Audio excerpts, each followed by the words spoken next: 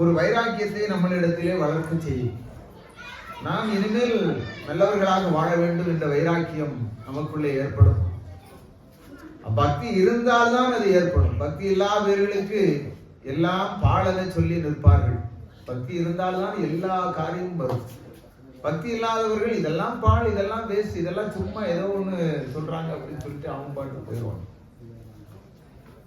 அதன் பிறகுதான் ஞானம் சித்திக்கும். நம்மளுக்கு வைராக்கியம் வந்தால் வைராக்கியத்திலே இறைவனை பார்க்க வேண்டும் என்ற எண்ணம் வரும். பக்தியிலே இறைவனை பார்க்க வேண்டும் என்ற எண்ணம் வராது. பக்தி என்று இருக்கின்ற போது நாம் ஆலயங்களுக்கெல்லாம் செல்வோம், எல்லா ஆலயங்களுக்கும் செல்வோம், எல்லா ஆலயங்களுக்கும் சென்று அதீத பக்தியின் காரணம் அது. அந்த கோயிலுக்கு போகணும், அந்த கோயிலுக்கு போகணும், இந்த கோயிலுக்கு போகணும், அது அசுரத்தனமான பக்தி. அந்த பக்தியை மீறி அதன் பிறகு அதுக்கு அடுத்தபடியாக வரக்கூடியது ஞானம். எப்படி ஞானம் வரும் என்றால் வைராக்கியத்தை வளர்த்துக் கொண்டால்தான் ஞானம் வரும். இறைவனை பார்க்க வேண்டும். இறைவன் இருக்கு என்று சொல்கிறானே, நாம் பக்தியிலே தானே எல்லோரையும் பார்த்து வருகிறோம். இறைவனை கல்லாக பார்த்து வருகின்றோம். மணலிலே செய்து வைத்திருக்கிறார்கள், அதை இறைவன் என்று நம்பி வருகின்றோம். கல்லிலே செய்து வைத்திருக்கின்றார்கள், அந்த சிலையை நாம் பார்த்து இதுதான் சாமி என்று சொல்லி வருகின்றோம். இப்படியெல்லாம் நாம் பார்த்து பார்த்து பார்த்து பார்த்து வருகின்றோமே, நாம் இந்த இறைவன் எங்கு இருக்கிறான், அந்த இறைவனை நாம் கண்டுபிடிக்க வேண்டும் என்ற எண்ணம் அந்த பக்தியின் மூலமாக நம்மளுக்கு வரும். அதுதான் வைராக்கியம். அப்ப அந்த வைராக்கியத்தை நம்ம வளர்த்து கொள்ள கூடிய அந்த காலகட்டம். பக்தியை மீறி அடுத்த கட்டத்துக்கு நாம் நகர்வது. அப்ப அந்த வைராக்கியம் வருகின்ற போது இறைவனை பார்க்க வேண்டும், எப்படியாவது நாம் பார்க்க வேண்டும். அந்த வைராக்கியம், எப்படியாவது நாம் இந்த இறைவனை பார்க்க வேண்டும். இறைவன் இருக்கிறான் என்று சொல்லுகிறார்கள், பார்க்க வேண்டும். அப்படி அந்த வைராக்கியத்தை வளர்த்து கொண்டு வைராக்கியத்தின் மூலமாக இறைவனை கண்டு அதன் பிறகு இறைவனே நம்மளுக்குள்ளே இருந்து ஆட்சி செய்வான். அதுதான் அவன் ஞானத்தை போதிக்கக்கூடியவன். அவன் அதன் பிறகு நமக்கு உள்ளுக்குள்ளே இருந்து ஞானத்தை போதிப்பான். மூன்றாவது நிலையிலே தான் இந்த ஞானம் சித்திக்கும். அது இறைவனால் இருந்து தரப்படுமானால் அது தரப்படும். இல்லை என்றால் நாம் பார்த்த உடனே இறைவனை பார்த்தாச்சு, இனி விட்டு விடுவோம் அப்படின்னு சொல்லிட்டு அந்த விட்டுக்கிட்டு அது மறுபடியும் பக்திக்கு போறவங்களும் இருக்கிறாங்க. அப்புறம் ஞானத்தை அடைந்து முக்தி அடைந்து அப்படியே இறைவனோடு இரண்டரை கலக்கிறவர்களும் இருக்கிறார்கள். இப்படித்தான் இந்த பக்தி, அந்த பக்தியை முழுமையாக வளர்க்கக்கூடியதுதான் இந்த அகிலத்திரட்டு அம்மானை. இந்த அகிலத்திரட்டு அம்மானையில இருந்து நாம் பார்க்கக்கூடியது எல்லாம், தெரியக்கூடியது எல்லாம் எப்படி முன்னோர்கள் வாழ்ந்திருக்கின்றார்கள், பின்னோர்கள் இப்போ எப்படி வாழ்கிறார்கள் என்பதை எல்லாம் இந்த அகிலம் முழுமையாக நம்மளுக்கு சொல்லுகிறது. அப்ப முன்னோர்கள் எப்படி வாழ்ந்தார்கள் என்பதை இந்த அகிலத்திரட்டு அம்மானை தெளிவாக சொல்லுகிறது. சோழனுடைய சொல் நம்ம அதுல இருந்தா நம்ம நேற்றுக்கு நிறுத்தியிருந்தோம். சோழராஜன் எப்படி இந்த ராஜ்யத்தை ஆண்டான், அவனுடைய நேர்மை எப்படி இருந்தது. வெண்கொட்டைக்கு கீழ் இருந்து அரசாண்ட மன்னர்கள் அவர்கள் எல்லாம், வெண்கொட்டைக்கு கீழ் இருந்து அரசாண்ட மன்னர்கள் எல்லாம் வெள்ளை குடை, தூய்மையானவர்கள், வெள்ளை குடை அணிந்திருந்தார்கள். அப்போது அவர்களுக்கு மேலே வெள்ளை குடை கட்டப்பட்டிருக்கும். அந்த சிம்மாசனத்திலே இருந்து அரசாட்சி செய்தார்கள். அந்த அரசாட்சி செய்கின்ற போது வெண்கொட்டைக்கு கீழ் இருந்து அரசாட்சி செய்து நீதியும் நேர்மையோடு வாழ்ந்தார்கள், சத்தியத்தை கடைபிடித்து வாழ்ந்தார்கள். கோயில் சிவாலயங்கள் எல்லாம் செம்மையாக வைத்து 1008 சிவாலயங்கள் அமைத்து அதற்கெல்லாம் அருமையான பூசைகள் செய்து அங்கே குளங்களை எல்லாம் வெட்டி அந்த நீர்நிலைகளை எல்லாம் பாதுகாத்து அழகாக இந்த ஆட்சியை புரிந்து கொண்டு வந்தான் சோழன் என்று சொல்லி நமக்கு அகிலம் சொல்லுகிறது. அங்கிருந்த மக்கள் எல்லாம் சிறப்பாக வாழ்ந்தார்கள் என்பதையும் இந்த அகிலம் சொல்லுகிறது. அதன் பிறகு இந்த தேவர்கள் எல்லாம் சென்று ஈஸ்வரர் இடத்திலே போய் இந்த சோழன் இப்படி ஒரு நல்ல ஆட்சி செய்கிறான். இப்போ ஒரு ஆட்சி நல்ல ஆட்சியாக இருந்தால் அந்த நாடு நல்லா இருக்கும். எப்போதுமே தெரிஞ்சிருக்கு, ஒரு மன்னன் நல்லவனாக இருந்தால் அந்த நாடு நல்லா இருக்கும். அப்போ இந்த நாடு நல்லா இருக்க வேண்டும் என்பதற்காக தேவாதி தேவர்கள் எல்லாம் சிவபெருமான் இடத்திலே போய் சென்று முறையிடுகிறார்கள். ஐயா, சோழனுடைய ராஜ்யத்திலே தெய்வத்தை நிலைநிறுத்த வேண்டும். ஏனென்றால் அவன் அருமையான ஆட்சி செய்கிறான், கடமை தவறாத ஆட்சி செய்கிறான், வெண்கொட்டைக்கு கீழிருந்து அரசாட்சி செய்கிறான், புனிதமான அரசு செய்கிறான், நீதியின் மொத்த உருவமாக இருக்கிறான், நீதி தேவதையே அவனாக இருக்கிறான் என்று சொல்லி சிவபெருமானிடத்திலே போய் அந்த தேவர்கள் எல்லாம் சொல்லுகிறார். அப்படி அந்த சிவபெருமானிடத்திலே தேவர்கள் எல்லாம் சொன்ன உடனே சிவபெருமான் உடனே என்ன நினைக்கிறார், சரி அப்படியானால் நாம் அங்கே தெய்வத்தை நிலைநிறுத்துவோம் என்று சொல்லி தெய்வத்தை நிலைநிறுத்துகிறார்கள். தெய்வத்தை எப்படி நிலைநிறுத்துகிறார்கள் பாருங்க. உடனே சிவபெருமான் பக்கத்திலே இருக்கக்கூடிய நாராயணமூர்த்தியை அழைக்கிறார். நாராயணமூர்த்தியை அழைத்து இந்த ராஜ்யத்திலே தெய்வத்தை நிலைநிறுத்து என்று சொல்லி கட்டளையிடுகிறார் சிவபெருமான். உடனே நாராயணர் சொல்லுகிறார், ஒவ்வொரு தேவராக அழைக்கின்றார். எப்படி முதல்ல யாரை அழைக்க? வல்லவனே பூமாதேவி தன்னை வருத்தும். பூமாதேவியை முதலிலே வருத்துகிறார்.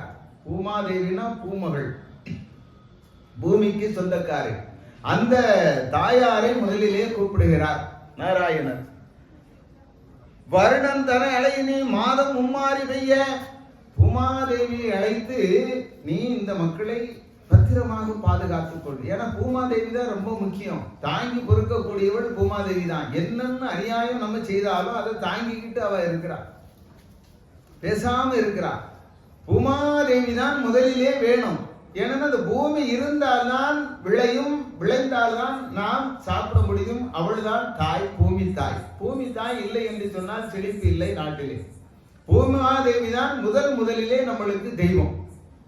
அதனால்தான் முதல் தெய்வமாக பூமாதேவியை அழைக்கிறார் எம்பெருமான். பூமாதேவியை அழைத்து இந்த மக்களை எல்லாம் நன்றாக நீ வாழவை என்று சொல்லி அந்த பூமாதேவிக்கு கட்டளை இடுகிறார். அடுத்து பாருங்க, வருணன் தனையலை மாதம் மும்மாறி பெய்ய. வருணன் மழை மாசம் 3 மழை பெய்யணும். அதிகமான மழைகளை நீ பெய்யக்கூடாது. அதிகமான மழை புயல் போலே வந்தால் என்ன ஆகும்? நாடு நாசமா போகும். அதனால மத்தியமாய் 3 மழை நீ சரியாக மாதம் 3 மழை பெய்ய வேண்டும் என்று சொல்லி அதற்கு கட்டளையிட்டு 3 மாதத்திலே 3 மழை பெய்ய என்று சொல்லி அதற்கு கட்டளை இடுகிறார். அடுத்து பாருங்க, கருணை குடைவிருக்க கண்கொள் தனை அலையும். குடையாக சூரியன் குடைபிடித்து நிற்பது போல் நிற்க வேண்டும். சுட்டு எரித்து விடக்கூடாது, சுட்டெரித்து விடக்கூடாது. அதனாலே அவனை அழைத்து நீ குடை போலே மக்களுக்கு நிழல் கொடுத்து விட்டு இருக்க வேண்டும் என்று சொல்லி அதற்கு சொல்லுகிறார். அடுத்து வாசியது பூவாய் வரங்க வரவழையும் காற்று. வாசின காற்று. காற்று என்ன சொல்லுகிறார்? பூவோலே நீ பூவானம் தூவது போலே நீ தூற்ற வேண்டும், புயல் போலே அடித்து விடக்கூடாது என்று சொல்லி அந்த காற்றுக்கு கட்டளையிடுகிறார் எம்பெருமான். அது பூ போலே தூவி நிற்கின்றது. தோசி மரளியையும் சொல்லி விலக்கிடு நீ. தோசி மரளி. மரளி என்பது ஒரு வினை. மரளி வினை வராமல் பாதுகாக்கணும் நம்ம. மரளி வினை என்பது இடை சாக்காடு. இடையிலே சாக்காடு வரவே கூடாது. அதை நீ தள்ளி வை. எல்லோரும் இருந்து 100 ஆண்டுகள் ஆண்டு சந்தோஷமாக வாழ்ந்து அவர்கள் முக்தி அடைந்து வளர வேண்டும். அதனாலே நீ என்ன செய்கிறாய் என்று சொன்னால் இந்த இடைச்சாக்காடு வராமல் தடுத்து மக்களை எல்லாம் நன்றாக வாழவே என்று சொல்லி அந்த மரளிக்கு வினை என்ற வினையை மாற்றி வை என்று சொல்லி சொல்லுகிறார். மரளி வினை என்று சொல்வார். இப்போது அது நிறைய இருக்கிறது மரளி வினை. அதனாலதான் அது மரளியை இட்டு அந்த கட்டளையை கொடுக்கிறார் எம்பெருமான். அடுத்து குருபூசை செய்யும் கூட்டமதில் சிவமாய் திருவித்திருக்க செய்திடு நீ கோலமது. எங்கெங்கெல்லாம் கூட்டமாக இருக்கிறார்களோ அந்த மக்கள் அந்த இடத்துல எல்லாம் நீ சிவபெருமானுக்கு ஒரு ஆலயத்தை அமைத்து அந்த சிவபெருமானை குருவாக அவர்கள் ஏற்று அங்கே வழிபாடு செய்வதற்காக அங்கே வைத்து விடு என்று சொல்லி அடுத்த கட்டளையை இடுகிறார் எம்பெருமான். திருவித்திருக்க செய். நான் வீட்டிருக்க வேண்டும். அதற்கு அந்த தொண்டர்கள் எல்லாம் எங்கெல்லாம் இருக்கிறார்களோ அங்கெல்லாம் ஆலயத்தை அமைத்து அந்த மக்களை எல்லாம் என்னை வழிபாடு செய்ய சொல் என்று சொல்லி சிவபெருமான் சொல்லுகிறார். அடுத்து நித்திராதேவி நித்தமந்த பூமியிலே மத்தியவன் காக்க வையென்றார் ஈஸ்வரரும். நித்திராதேவி தான் ரொம்ப முக்கியமானவள். தூக்கம், தூக்கத்தை தரக்கூடியவர் ஒரு தேவி. நிறைய பேர் தூக்கம் இல்லாமல் அலைகிறாங்க. நித்திராதேவி சரியான தூக்கத்தை அவ தரணும். நம்மளுக்கு 12 மணி நேரம் தூக்கம், 12 மணி நேரம் உழைப்புன்னு இருக்கு. ஆனா 12 மணி நேரம் குறைஞ்சி 10 ஆவி, 10 8 ஆவி, 8 6 ஆவி வயசு கிளமாற வந்துட்டோம்.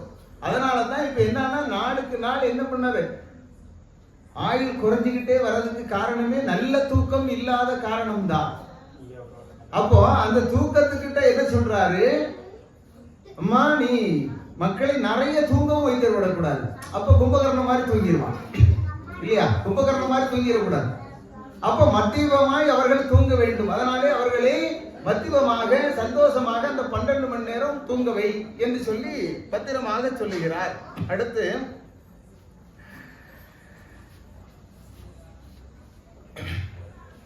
அன்றிலோடு குயிலும் அன்புற்று இருந்திடவும்.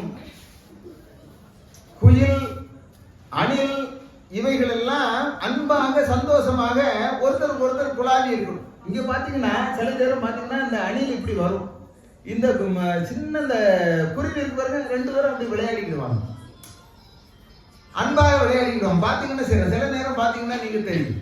அப்படி இவர்கள் எல்லாம் அன்பாக இருக்க வேண்டும் என்று சொல்லி அதையும் செம்மையாக வை என்று சொல்லுகிறார். கீரியும் பாம்பும் கிளை போல் குலைந்திடவும். கீரியும் பாம்பும் எப்பவுமே எதிரி, ஆனா அவங்க 2 பேரும் அங்க சந்தோஷமா இருக்கணும், ஒற்றுமையா இருக்கணும் அப்படி என்று சொல்லி அப்படி வை என்று சொல்லி சொல்லுகிறார். வாரி குளம் போல் வரம்பிலே நின்றிடவும். கடல், வாரின கடல், கடல் குளம் போலே வரம்பிலே நிற்கணும். சுனாமி போல அடிச்சு விடக்கூடாது. சுனாமி அடிச்சில்ல கொஞ்ச நாளைக்கு முன்னால, கடல் கோபித்து வாங்கும் சில இடங்கள் கடல் கோபித்து நிறைய இடம் அடி வாங்கிச்சு, அது சுனாமி. அப்போ அந்த கடலை என்ன சொல்றாரு, நீ அந்த வரம்பிலே நிற்கணும், குளம் போல நிற்கணும், அடிச்சு விரட்டிடக்கூடாது. மக்கள் அடிச்சு விரட்டினா சுனாமி மாதிரி அடிச்சு விரட்டிடும். அப்படி அந்த வாரிக்கு கட்டளை இடுகிறார். அடுத்து பாருங்க, பட்டியும் முயலும் பண்புற்று இருந்திடவும். பட்டின நாய், முயல் 2க்கு ஆகாது, எப்பவும் வேட்டையாடும். அப்ப அவங்க 2 பேருக்கு என்ன சொல்றாங்க, நீங்க 2 பேரும் பண்புற்று பண்பாக ஒற்றுமையாக இருக்க வேண்டும் என்று சொல்லி சொல்லுகிறார். அடுத்து பசுவும் புலியும் ஒரு பக்கமதில் நீர் உண்டிடவும். பசு புலி பசு அடிச்சு சாப்பிடும். அப்ப அது 2 என்ன பண்ணணும், ஒற்றுமையா நீங்க இருக்கணும் என்று சொல்றார். அடுத்து பாருங்க, சாஸ்திர வேதம் சமயம் வழுகாமல். சாஸ்திரத்துக்கு ஒற்றபடி மக்கள் எல்லாம் வாழ வேண்டும், சமயம் வழுகக்கூடாது. ஒரு சமயமும் பூஜை செய்கின்ற போது காலையிலே 6 மணிக்கு பூஜை செய்ய வேண்டும், மத்தியானம் 12 மணிக்கு பூஜை செய்ய வேண்டும், சாயங்காலம் 6 மணிக்கு பூஜை செய்ய வேண்டும். சமயம் வழுகாமல் இறைவனுக்கு பூஜை செய்ய வேண்டும். அதுதான் சமயம் வழுகாமல் பூஜை செய்வது. அது 3 கால பூஜை, 5 கால பூஜை, 6 கால பூஜை எல்லாம் இருக்கின்றது. அப்படி அந்த காலம் அந்த சமயம் வழுகாமல், கண்ட நேரத்தில் திறக்கக்கூடாது, கண்ட நேரத்தில் கதவு திறக்கக்கூடாது, இறைவனுடைய திருநடையை திறக்கக்கூடாது, கண்ட நேரத்தில் அடைக்கக்கூடாது. அப்படி எல்லாம் அந்த சாஸ்திரப்படி நீங்கள் அதை செய்ய வேண்டும் என்று சொல்லி அதை சாஸ்திரத்துக்கு சொல்லுகிறார். அடுத்து மனுவோர் தலைத்து மக்களொரு கோடி பெற்றிடவும். மக்கள் எல்லாம் தலைத்து வாழ்ந்து கோடிக்கணக்கான பிள்ளைகளை பெற்றுவிட வேண்டும் என்று சொல்லி அதையும் அங்கே பக்குவமாக நிலைநிறுத்தி என்று சொல்லுகிறார். அடுத்து இனிதாக நாளும் இரவாது இருக்க வேண்டும். அந்த மக்கள் எல்லாம் இரவாது இருக்க வேண்டும், செத்துவிடக்கூடாது, இரவாது இருக்க வேண்டும் என்று சொல்லி அதற்கு கட்டளை இடுகிறார். சந்திர சூரியர்கள் தட்டுமிக மாறாமல், இந்திரரும் தேவரும் இருள் நிலை மாறாமல். சந்திரரும் சூரியரும் தட்டுமாறி விடக்கூடாது, 2 பேருக்கும் ஒருத்தருக்கு ஒருத்தர் சண்டை போட்டுக்கிடக்கூடாது. சண்டை போட்டுக்கிட்டா என்ன ஆகும், அடி விழுந்துடும். அதனால அவர் 2 பேரும் சந்தோஷமாக இருக்க வேண்டும் என்று சொல்லுகிறார்கள். அடுத்து பாருங்க, தான தவங்கள் தப்பிமிக போகாமல். தான தவங்கள் தப்பவே கூடாது, தான தவங்கள் சிறப்பாக அங்கே நடக்க வேண்டும் என்று அப்படியும் அந்த தான தவத்துக்கு உறுதி கொடுத்து அங்கே நிறுத்தி வை என்று சொல்லி சொல்லுகிறார். அடுத்து பாருங்க, வானவர்கள் தேவர் வளமாக நின்றிடவும். வானவர்களும் தேவர்களும் எப்போதும் வளமாக சந்தோஷமாக அங்கே நிற்க வேண்டும், அப்படி வை என்று சொல்லுகிறார். அடுத்து பாருங்க, மானம் நிறுத்தி வையென்றார் ஈஸ்வரரும். இப்படி நீதமெல்லாம் நீ மானமாக நிறுத்தி அந்த ராஜ்யத்திலே அரசாட்சி செய்யவை சோழ மன்னனை என்று சொல்லி அந்த சோழ மன்னன் அப்படி ஆண்ட